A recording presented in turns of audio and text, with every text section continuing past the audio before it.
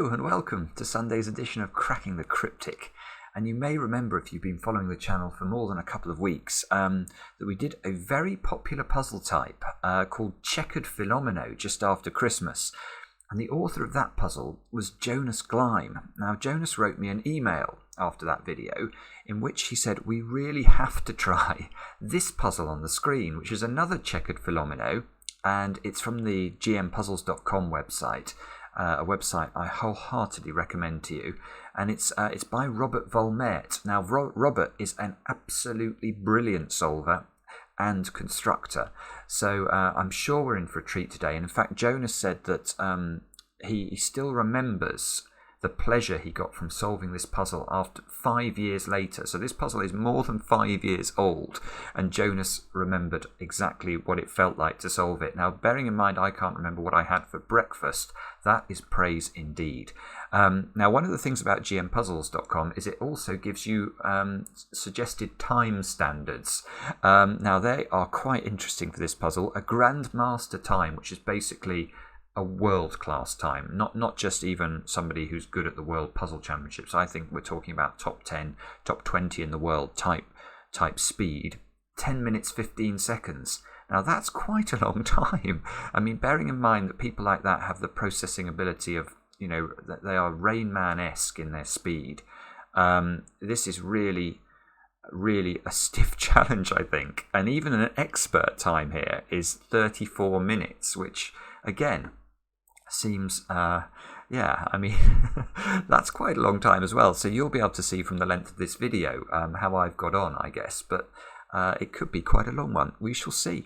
Now, before we get started, a reminder, if you're a patron of the channel over on Patreon, we have a new puzzle hunt ready to share with you.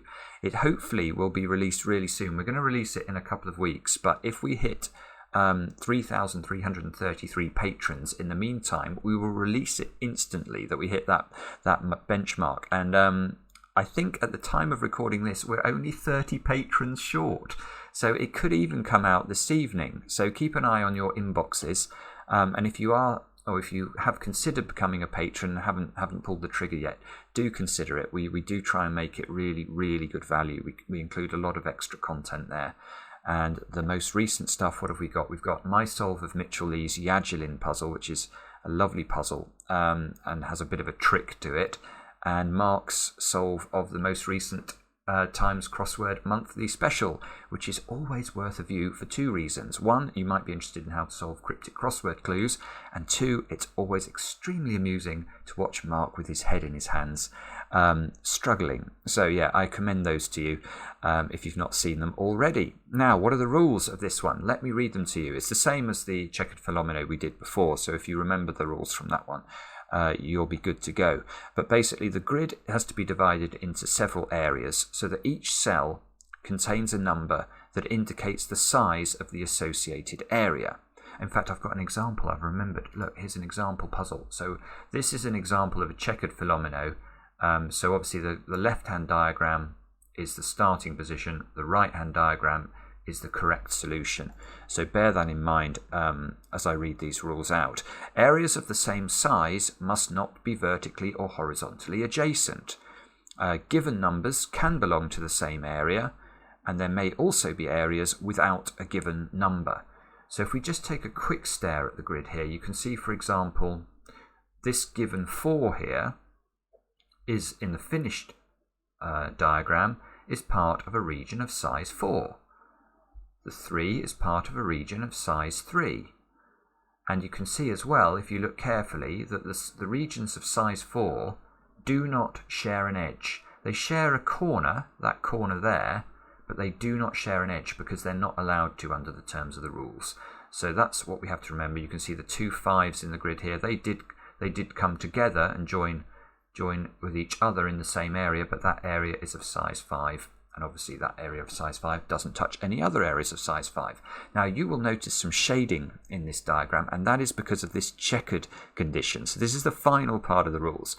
Also, it must be possible to shade some regions orange so that no bordering regions are the same colour, which is another way of saying that the grid must allow a 2-colour shading. So again, if we look at the finished solution here, we can see that the top left region has been shaded grey, and all of the orthogonally connected regions with that 4 region are shaded white, and then all of the regions that hit those white regions are all shaded grey again. So there is no instance where, for example, 2 white regions share an edge or 2 grey regions share an edge. So that is the trick. That's what we're going to have to get to grips with in this puzzle. And as I say, it ought to be absolutely brilliant. So I'm looking forward to this one. Have a go yourselves, of course. The way to play is to click the link under the video. And with that, let's get cracking. Now, where are my eyes drawn? The first thing by the way, as I'm scanning the grid, the first thing I'm looking for here is, and I'm not finding any, a bit annoyingly, but the first thing I'm looking for is situations where if there was a digit here, imagine that we had a clue that was a 5 here and a 4 here. We would know that these were separate regions, and we would know therefore we could colour them in different colours. But if you actually look at what Robert's done here, he's not included any orthogonally connected clues. So that I can actually only see one place where I know,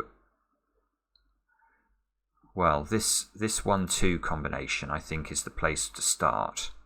And that's because whatever the 1 is, obviously the 1 is already of the required size. It's a 1 clue. It needs to be in a 1 cell area. So this area is complete. So we're going to use, what are we going to use? Blue and orange, I think, is probably the best way of colouring the grid.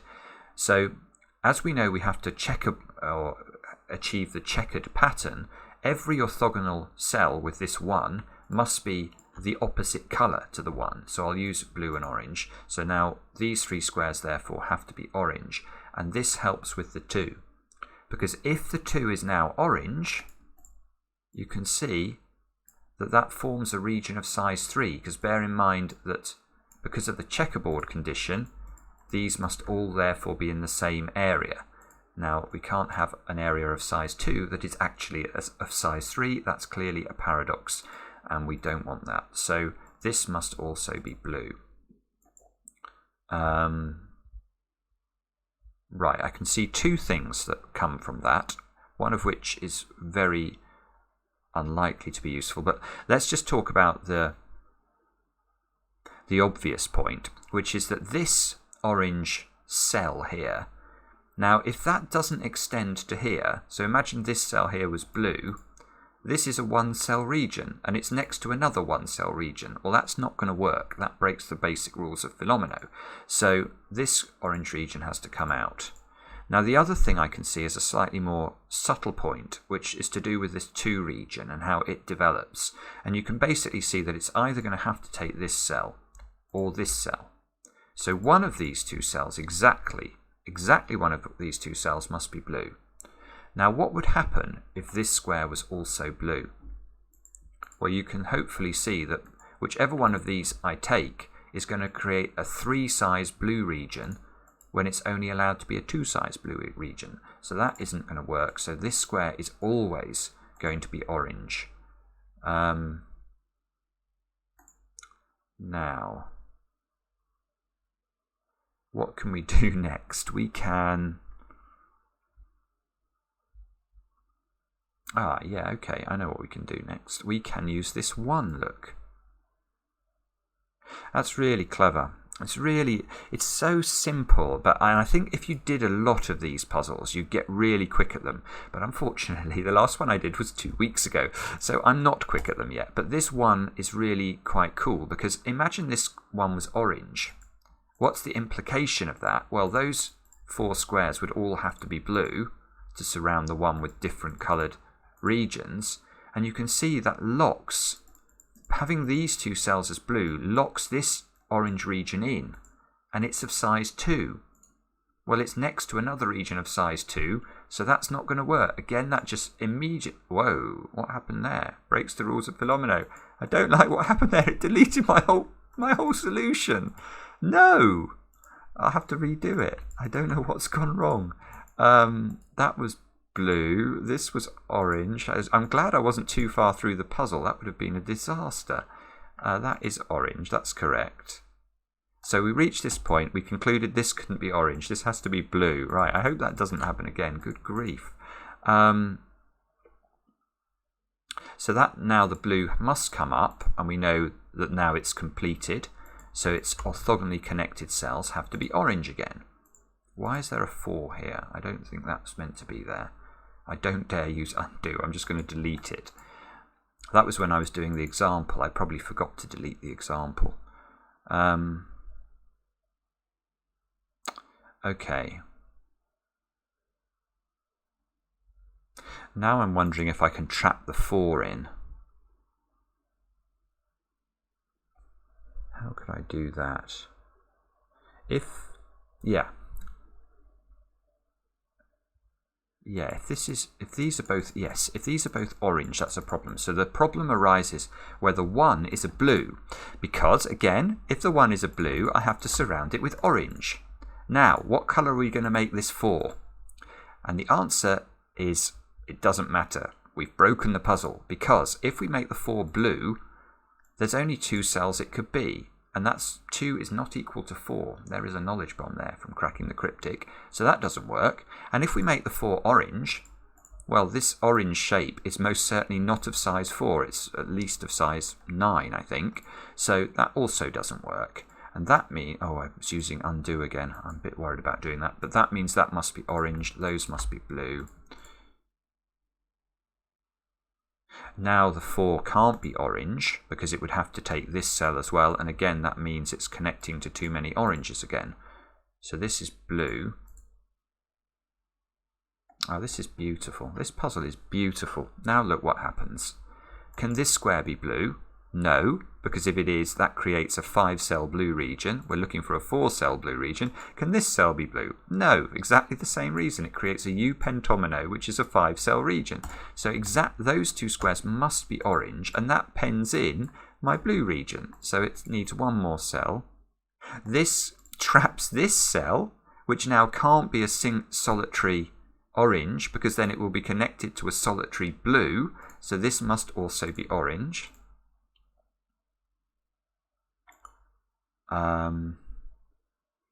Now, what do we do next? We have got to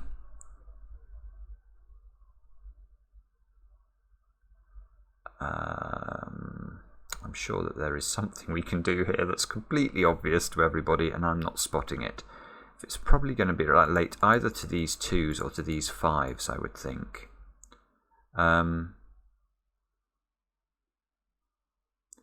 Now, let me think about this. No, that's interesting. Yeah, if this 5 is orange, the puzzle breaks again. Why? Well, what is this region going to be part of? It can't be a single cell region, because then it's going to connect to the 1. But the moment it connects to this region, now these 5s connect to each other. And that's not allowed. So in fact, this must be blue. And now that's really lovely. Now this blue is connected already to this. So this cannot be a different coloured 5 region, because then 2 5 regions will connect with each other, which is not allowed. So that's also blue. The 2 is not in a 5 region. There's a knowledge bomb, so it must be orange. Now look, it keeps going. It keeps giving. This square now can't be orange because that will create a 3-cell region, so that must be blue.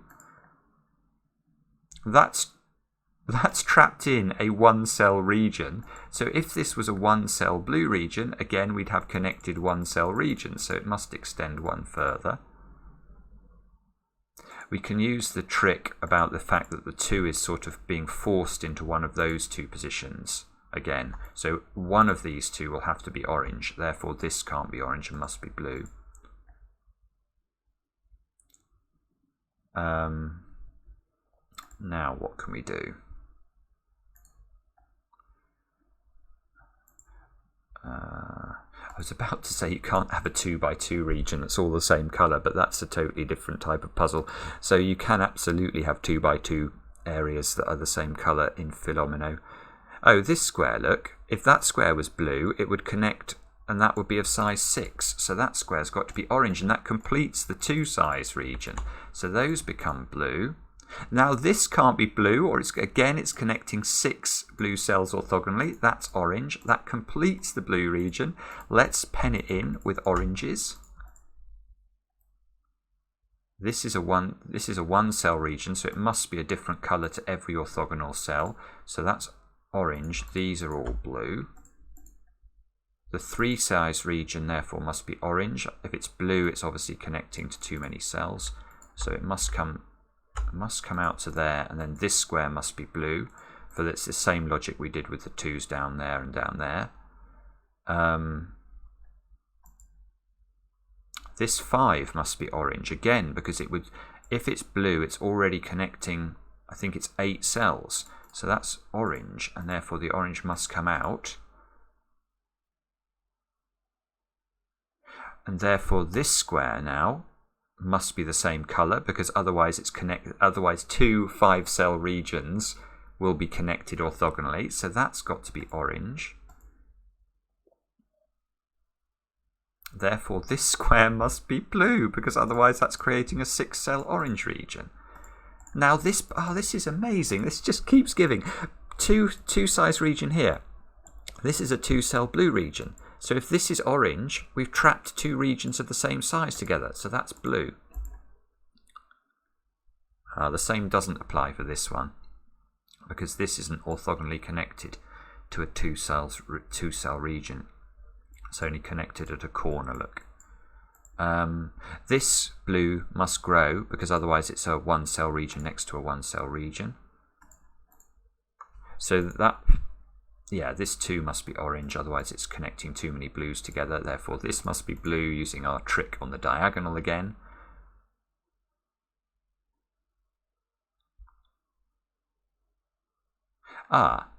This region is interesting. Look, this is a 5-cell blue region.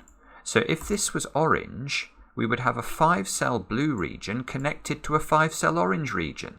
I mean, this hasn't reached its full orange potential yet, but it will do one day when it grows up. So this square here must be blue. Therefore that must be orange. Therefore this must be blue to bound it. Don't know yet about this cell. Well, we may know about it. I can't quite see what we do with that. 6 is not equal to 5, so that's blue.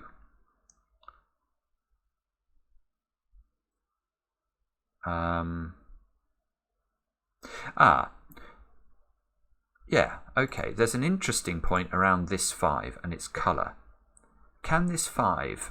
I don't know whether this 5 joins to this 5 region. It could do. It could be an L-shaped pentomino like that. But what I do know is that this cell can't be blue, because if it is, what colour do I make this cell? And the answer is it doesn't matter. You've broken the puzzle again, because if this cell is blue, it's connecting this 5, it's part of this 5 region, which actually you can see is definitely not going to work anyway. But if it was blue, it would be part of a 5-cell region in theory, and it would be connected to an orange 5. Well, that doesn't work.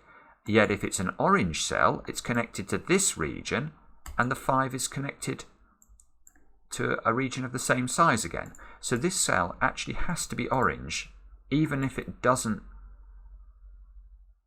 Oh, and in fact it doesn't connect. Yeah, this is interesting. If this square is an orange, now every orthogonal cell to this 5-cell region has to turn blue. So all of those turn blue, and now look. My 6 region has reached a size of 7. That doesn't work. I'm really terrified about using undo here. Okay, it did work. Good. So this square is not orange, this is blue. Which means this square is orange. This square is blue, therefore, because one of these 2 exactly must be orange. That square must be blue to keep apart the 2 oranges that are of different size. That finishes off the 2. That finishes off that cell. I should know what this is. Is that blue or is it orange? If it's blue, I don't know, maybe I can't tell what that is. I'm sure I can, I just can't see it. It's embarrassing.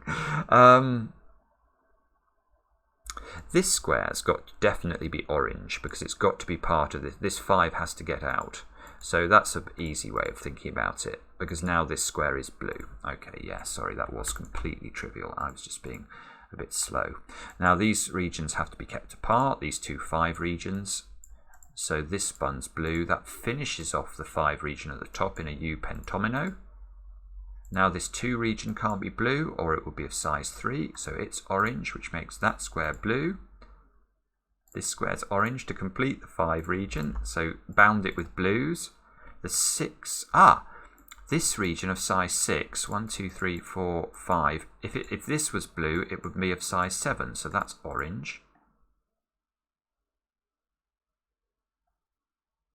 And there's a little trick we can do. I'm not sure it matters, but let's just look at it. 1, 2, 3, 4, 5. So to complete the 6 region, look, it's either got to take this cell or this cell. So one of these 2 squares is blue, which means this square must be orange. Otherwise the blue region will grow too large. I've just seen we've got some easy pickings at the bottom. This can't be orange, or it's connected to an enormous region here. And it's only meant to be of size 2, so that's blue.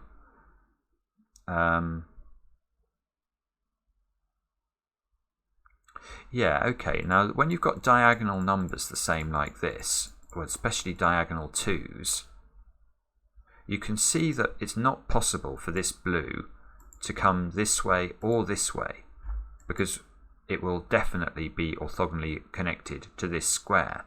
So this 2 can only actually go up 1 there, which means all those 3 squares have to be orange. And now this square, because it's not part of the 4 region, must be blue.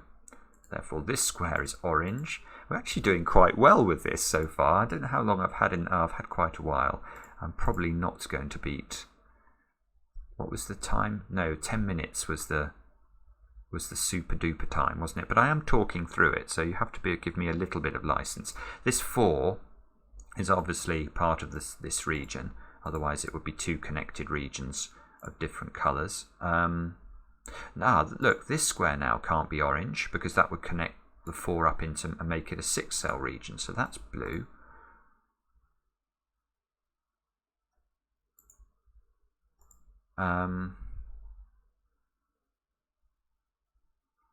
So this is of size 1 at the moment. If it grew to be there,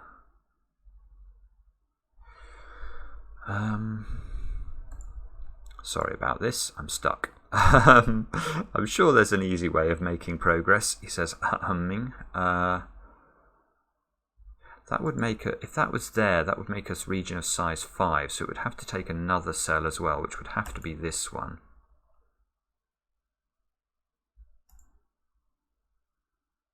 I don't know. I'm not sure about that. Maybe we can do more with the... here's an easy win. We mustn't make this region of size, well, which needs it to in the end be of size 4, of size 5. So if this was orange, it would be of size 5, so it's blue, and that completes the 2. I keep missing these simple deductions. Now the 1 is now bounded, so the blue, those squares have all got to be orange as well. The 4 now, look, it can't take this square as orange because that's going to create a 6 size region again. So that one is blue. That means that orange completes as a 2 by 2, which means those squares become...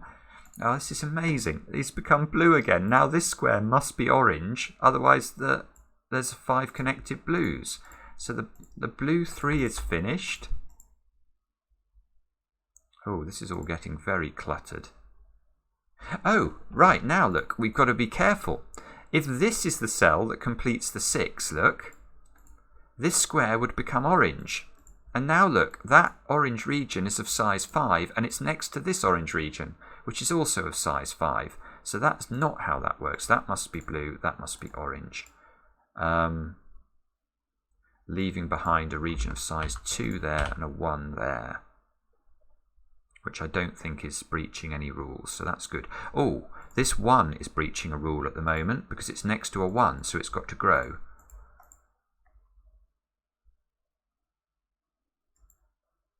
And this could be an orange 3 by the looks of things. Oh no, look, that's interesting. This square, the one in the corner now, imagine this was orange. If that's orange, you have to put blues around it, and this blue would be of size 1. So this is not orange, this is blue. Good lord, okay. And now that does put a fly in the ointment for this 3. This 3 now can't be orange because then it's part of this region, which is not of size 3, it's of size 300 nearer. So that's blue. This region has to grow because it's of size 1 at the moment and it's connected to this square. Now that's of size 2. Let's just keep track of this. So this region here definitely has to grow. And it's not, and it, oh, that's, ah, this is interesting. This is interesting. This region here, this region I've got the cursor on, it can't be of size 1, obviously it's already of size 2. It can't be of size 2 or it's connected to another 2. It can't be of size 3 or it's connected to this 3. So it's at least of size 4. Which means, okay, so imagine it didn't take this square. It would have to go run across 2 like this. It would have to be that shape. And that 3 then can't be of size 3. So this orange must come up to there, I think. There's a little bit of logic there. Now this 3, is this connected to this or not? We can see it's got to be blue, because if it's orange it's connected to too high a region. So either it connects directly with the 3, or this 3 would have to go into those 2 squares.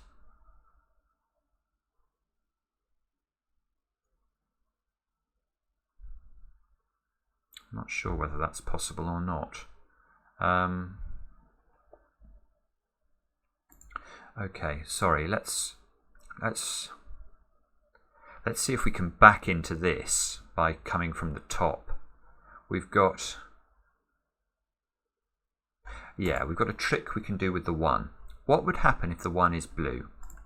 If the 1 is blue, those 2 squares have to be orange. And now look, I've penned in this domino next to another 2 regions. So these 2 regions here would be of the same size. That is not allowed. So every time I press undo, I'm nervous. But I think that's okay. So this one has to be orange. It's surrounded by blues. That pens in the 2, it's got to go to there. That's got to be orange. This blue is next to a 1, so that's orange. This is blue. We mustn't isolate this 1 cell region, so it's got to grow.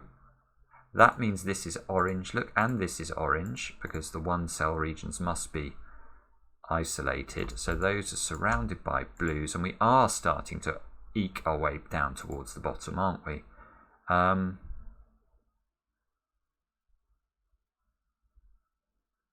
Although that's just, why did I say anything? That's just completely stumbled to a halt. So is this connecting directly, or is it doing that? If it does that, okay. This is wrong. This can't do this because you're going to have trouble with this 3 and this 3, and then this 1. Let me show you. If it does this, obviously these 2 squares are now orange, and this has to take this square. Now this is a big problem because this 3 here cannot connect with this 3, or it will be of size 4 at least. So how does it avoid connecting? Well, the only way it can avoid connecting is by taking this square and making this square blue. But if it makes this square blue, what colour is the 1? Well, the 1 therefore has to be orange, and therefore this square has to be blue. And that creates a 4 cell region. That's not going to work. So this actually does connect with its friend up here, and all of these squares become orange. And now we can use the one trick on the perimeter again. What would happen if this was orange? It looks okay until you realise those 3 squares would have to be blue, and this blue would be isolated. It's just so cleverly put together, isn't it? It really is. So this square is blue, and it's surrounded by oranges. This 3, therefore... Oh, the 3 now can't be orange, or it's connected to this oh, it's connected to that enormous region. So that's blue.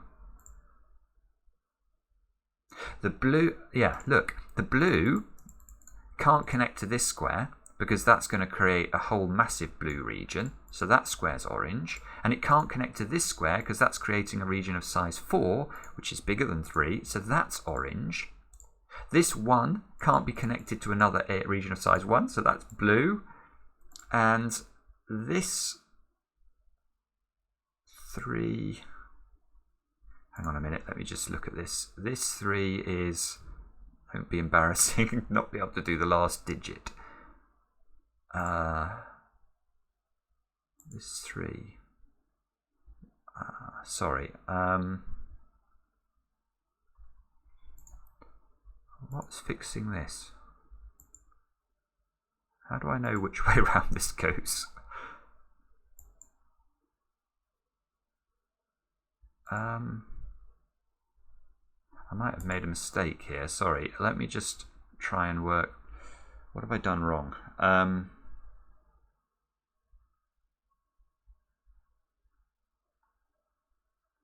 Oh. Ah, good grief, you are... Ah, now I have an idea about why... Ah, okay, now I'm just wondering, if I look at this blue region, I'm wondering how to... Basically, I'm wondering how to disambiguate the 3. I can't see how to do it just looking at the 3, but I'm wondering whether... There are 2 enormous regions in the grid. There's a blue region in the top left, which comes all the way to there. And there's this orange region in the bottom that goes all the way to there. Now, if those were of the same size, I would know which way round the 3... Look, this is an incredible idea. 1, 2, 3, 4, 5, 6, 7, 8, 9, 10, 11, 12, 13, 14, 15, 16, 17, 18, 19, 20... 21, 22, 23, 24, 25, 26, 27, 28, 29, 30, 31. So I think there are 31 blue cells. Let's have a look how many orange cells we've got. 3, 4, 5, 6, 7, 8, 9, 10, 11, 12, 13, 14, 15, 16, 17, 18, 19, 20. 1, 2, 3, 4, 5, 6, 7, 8, 9, 10, 11. Oh, that's just gorgeous. That is absolutely ridiculous. So what Robert Vollmer has done in this puzzle is he has left it to this point for us to find that the blue region at the top is 31 cells large. At the moment, this orange region is 31 cells large, and they connect here. So this is a broken Fillomino unless I can increase the size of one of these areas. And the only one I can increase is this one, by making this orange, and in making that orange I disambiguate which way round the 3 goes. That is what you call a finish. That is absolutely amazing. I mean, that is ridiculous. Absolutely ridiculous. I hope you enjoyed it. I'm a bit lost for words. That is just a beautiful puzzle. Just a beautiful puzzle with a sort of comedy ending, which is also, stunningly clever. Let me know how you got on. I do read the comments. I do enjoy them, especially when you say nice things.